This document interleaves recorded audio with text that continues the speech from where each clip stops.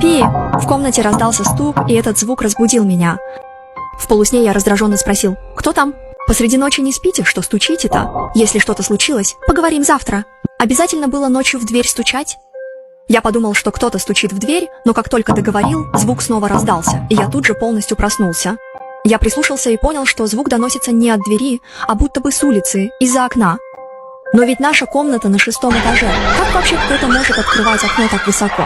Осознав это, меня тут же охватил холод, пробежавший по всему телу. Я сразу зажал рот рукой и спрятал голову под одеяло, боясь издать хоть малейший звук. Вдруг с улицы раздался незнакомый женский голос: «Сяку, помоги мне посмотреть окно. Я не могу войти». Я вздрогнул. Откуда эта тварь снаружи знает мое имя?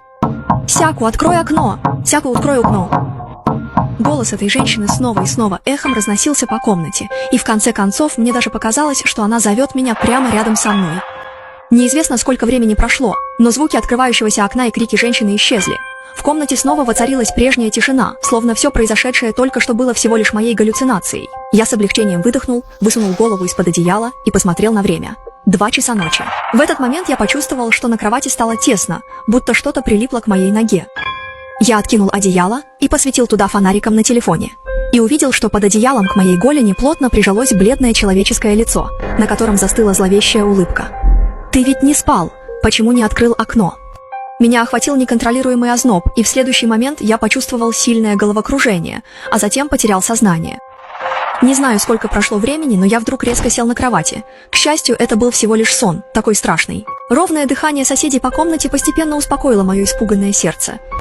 Вспомнив недавний сон, я невольно посмотрел на подоконник и сквозь лунный свет за окном увидел, что моя соседка по комнате, Сяо Жу, действительно сидит у окна. Она что, с ума сошла? Если случайно упасть отсюда, можно разбиться в лепешку. Я тут же спрыгнул с кровати и медленно подошел к окну, тихо сказал: «Сяо Жу, спускайся скорее, там опасно». Однако она никак не отреагировала, все так же сидела, не двигаясь, будто вовсе не слышала меня. «Сяо Жу, спускайся скорее». На этот раз Сяо Жу медленно повернула голову, улыбнулась мне, но в следующий момент она обернулась и одним прыжком выпрыгнула в окно. Я высунулся в окно и увидел, как Сяо Жу лицом вниз стремительно падает на каменные плиты. Как такое могло случиться? У меня все тело дрожало, я не мог остановить этот озноб. Вдруг Сяо Жу с крайне искаженным движением подняла голову и улыбнулась мне, затем слегка приоткрыла рот, будто говоря: «Спускайся скорее, поиграй со мной».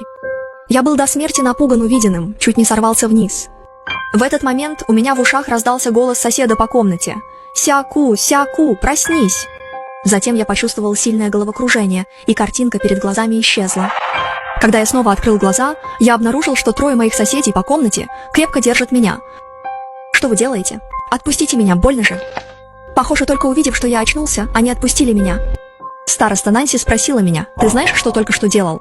Не знаю, сейчас у меня в голове только какая-то мутная тяжесть. Посреди ночи мы все 3 уже спали. Вдруг нас разбудил твой крик. Ты все время орал, что в одеяле чье-то лицо, кричал и шумел, и это еще полбеды. Мы подумали, что тебе просто кошмар снится, что ты бредишь во сне, но потом ты вдруг вскочил с кровати и бросился к окну. Хорошо, что мы вовремя среагировали и удержали тебя, а то бы ты выпрыгнул.